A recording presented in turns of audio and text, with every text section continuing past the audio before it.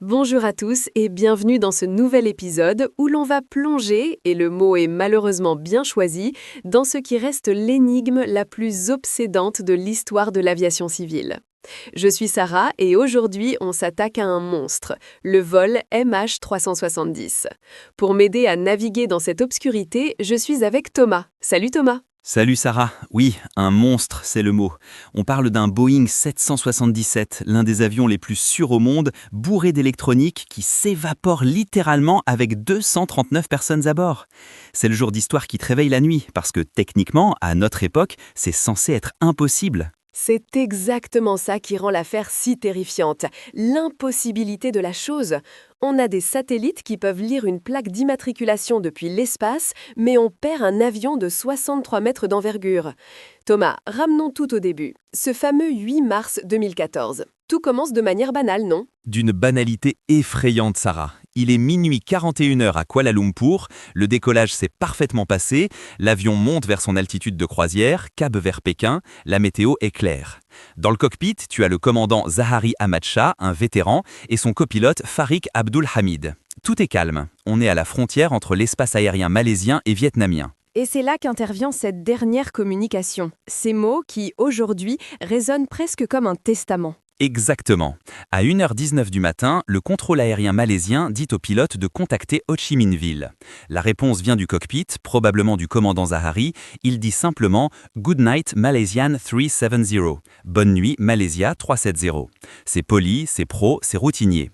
Sauf que c'est la dernière fois que le monde entendra une voix humaine venant de cet appareil. C'est glaçant. Parce que juste après ce « bonne nuit », l'avion ne passe pas le relais au Vietnam. Il sombre dans le silence. C'est là que le scénario bascule. Moins de 2 minutes après ce message radio, le transpondeur de l'avion est coupé. Pour ceux qui ne savent pas, le transpondeur, c'est ce qui permet au radar civil d'identifier l'avion, de voir son altitude, sa vitesse. Quand tu le coupes, tu deviens un point anonyme, invisible pour les contrôleurs classiques. Et ce n'est pas une panne, Sarah, c'est une action manuelle. Quelqu'un a tourné un bouton pour éteindre l'identité de l'avion. Donc, on est dans le noir. Mais l'avion ne s'écrase pas à ce moment-là. C'est là que ça devient incompréhensible pour le grand public. Il fait demi-tour ? Oui, et pas n'importe comment. L'avion effectue un virage serré vers l'ouest, un virage qui demande des compétences de pilotage. Il repasse au-dessus de la péninsule malaisienne, les radars militaires, eux, le captent brièvement, mais ils ne s'inquiètent pas, ils pensent que c'est un avion ami. Le MH370 traverse la péninsule, atteint le détroit de Malacca, et là il pointe son nez vers le sud, vers le néant, vers l'océan Indien austral. La nuit, le silence et l'aube à perte de vue. C'est là qu'on entre dans la deuxième phase du mystère, celle qui me fascine le plus.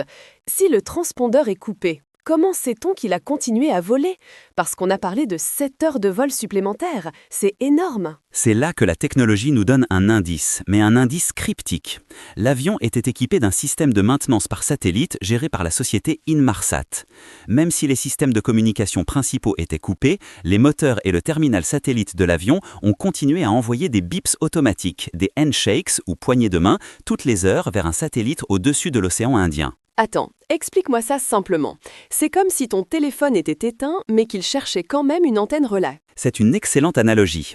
L'avion disait simplement « je suis là ». Il ne donnait pas sa position GPS, ni sa vitesse, ni son altitude. Juste « je suis allumé ». Les ingénieurs d'Inmarsat ont dû faire un travail de mathématiques titanesque, basé sur l'effet Doppler. Tu sais, comme le son d'une ambulance qui change quand elle se rapproche ou s'éloigne, ils ont analysé la déformation de l'onde radio pour déterminer si l'avion s'éloignait ou se rapprochait du satellite. Et c'est ça qui a permis de tracer cette ligne vers le sud ? Oui, les données montrent sans équivoque que l'avion a volé pendant près de 6 ou 7 heures après sa disparition des radars civils. Il a volé jusqu'à l'épuisement total de son carburant. Imagine la scène, Sarah, un tube de métal dans la nuit noire, au milieu de nulle part, volant au pilote automatique jusqu'à ce que les moteurs s'arrêtent l'un après l'autre. C'est une image d'une solitude absolue. C'est terrifiant. Mais alors, qu'est-ce qui s'est passé à bord pendant ces 7 heures ? C'est là qu'on arrive aux théories. Et il y en a eu des centaines, des plus plausibles aux plus placibles, mais on revient toujours à 3 scénarios principaux, non ? Oui, on tourne toujours autour du même trio. La première, et celle qui est souvent privilégiée par les experts occidentaux, c'est la théorie du suicide du pilote, le rogue pilote. On parle du commandant Zahari. Chez lui, le FBI a retrouvé un simulateur de vol sur son PC.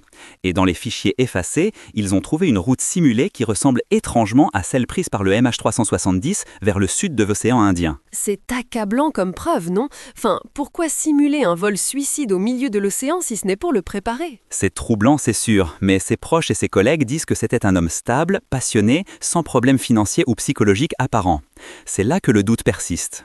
Si c'est lui, il aurait dépressurisé la cabine pour neutraliser les passagers et l'équipage par hypoxie, c'est-à-dire le manque d'oxygène, tout en gardant son propre masque pour piloter l'avion jusqu'à la fin. L'hypoxie, c'est la deuxième théorie, celle de l'accident? Oui, la théorie du vol fantôme. Imagine une dépressurisation soudaine, accidentelle ou causée par un incendie électrique. Les masques tombent, mais ils n'ont que 15 minutes d'oxygène. Si les pilotes n'arrivent pas à descendre assez vite ou s'ils sont eux-mêmes incapacités par les fumées ou le manque d'air, tout le monde s'endort. L'avion, lui, continue sur sa dernière trajectoire programmée dans l'ordinateur de bord jusqu'à ce que les moteurs s'arrêtent. C'est presque plus horrible que le suicide. C'est une possibilité, mais ça n'explique pas vraiment le virage agressif initial et la coupure du transpondeur. Ça ressemble trop à un acte délibéré. Et puis il y a la troisième option, l'intervention tierce, un détournement sophistiqué. Quelqu'un qui voulait prendre l'avion, peut-être pour négocier quelque chose ou pour voler la cargaison. On sait qu'il y avait des batteries lithium-ion et une cargaison mystérieuse de fruits frais qui a fait couler beaucoup d'encre. Ah oui, les fameux mangoustans hors saison. Mais bon, si c'était un détournement, pourquoi personne n'a revendiqué l'acte? Pourquoi voler vers l'Antarctique pour mourir? Ça ne tient pas debout. C'est tout le problème. Aucune théorie ne colle parfaitement à 100% avec les faits. Il manque toujours une pièce du puzzle. Et cette pièce, elle est au fond de l'eau. Ce qui nous amène à notre dernier point, Sarah, l'épave. Pourquoi on ne la trouve pas? On a cherché pendant des années. C'est vrai, des millions de dollars dépensés, des navires ultra sophistiqués. On a scanné le fond marin comme jamais auparavant. Le problème, c'est la zone de recherche. On parle du 7e arc. C'est cette ligne courbe définie par les données Inmarsat. Mais cette ligne fait des milliers de kilomètres de long. Et l'océan Indien à cet endroit, c'est l'enfer géographique. Des fonds marins accidentés, des montagnes sous-marines, des abysses de 4000-5000 mètres de profondeur. C'est comme chercher une valise dans les Alpes, mais dans le noir complet et sous des kilomètres d'eau. Et pourtant, l'océan a fini par rejeter quelques morceaux, non? Le Flaperon à La Réunion. Oui, 1 an plus tard. Un morceau de l'aile, le Flaperon, s'est échoué sur une plage de l'île de La Réunion. Ça a confirmé que l'avion s'est abîmé dans l'océan Indien. L'analyse des dérives du courant correspondait à la zone de recherche. Mais l'épave principale, le fuselage, les boîtes noires, rien. Le silence total. C'est fou de se dire que les boîtes noires sont là, quelque part, en train de se corroder, avec peut-être l'enregistrement des dernières conversations, ou juste le bruit de la respiration du pilote. C'est la frustration ultime. La vérité est là, physiquement présente sur notre planète, mais hors de notre portée. Tant qu'on n'aura pas trouvé l'épave, on ne saura pas si Zahari était un meurtrier de masse ou un héros qui a tenté de sauver son avion d'une catastrophe. Aujourd'hui, le MH370 reste un trou noir dans notre histoire moderne. La vérité est impossible, c'était notre titre. Et j'ai bien peur que pour les familles des victimes, ce mot impossible soit le plus douloureux de tous.